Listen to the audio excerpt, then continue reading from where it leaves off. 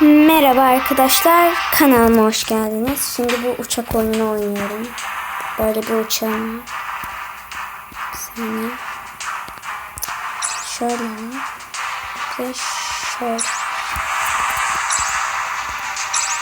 Ben bunu oynayacağım.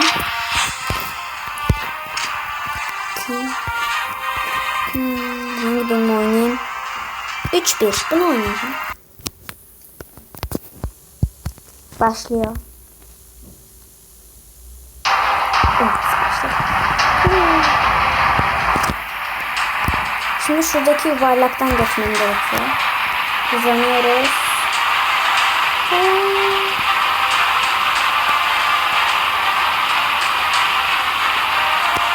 Evet. Geçtim. Şimdi birazdan düşman uçaklar gelecek.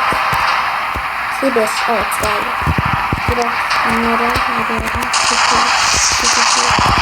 Hadi. Nasıl lan?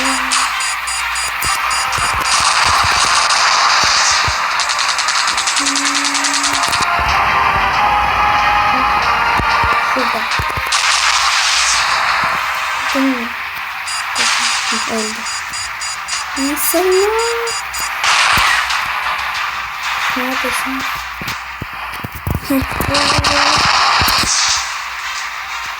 Diğeri nerede? Ha, şurada.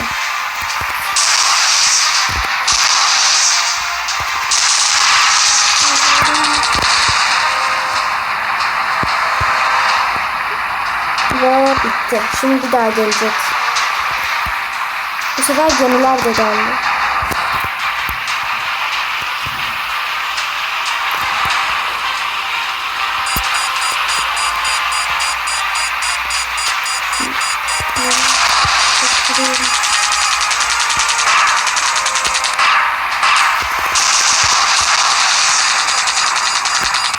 Evet, öldü. Yukarı. Şimdi şuradakini vuracağım.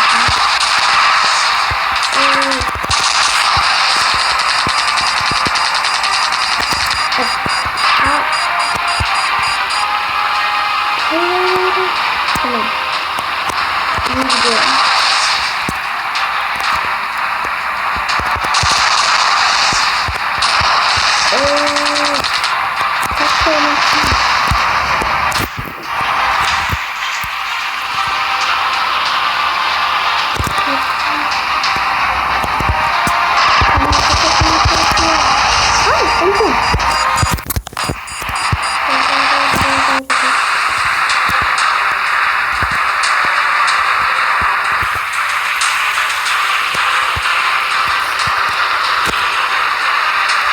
Geri dönüyorum. Bu arada daha çok böyle videoların gelmesini istiyorsanız abone olup like atabilirsiniz. Çok mutluyum. Evet, beni yormak söyledi zaten.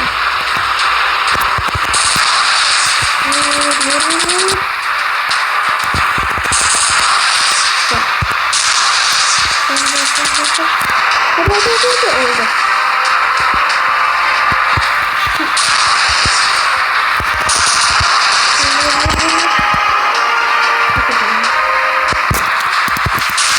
Hayır. Bu bölümü bitirmem gerek. Bu bölüm zaten basit bir bölüm. Ben bitiremezsem de artık yok artık diyeceğim. Evet, bitirdim zaten. Güzel.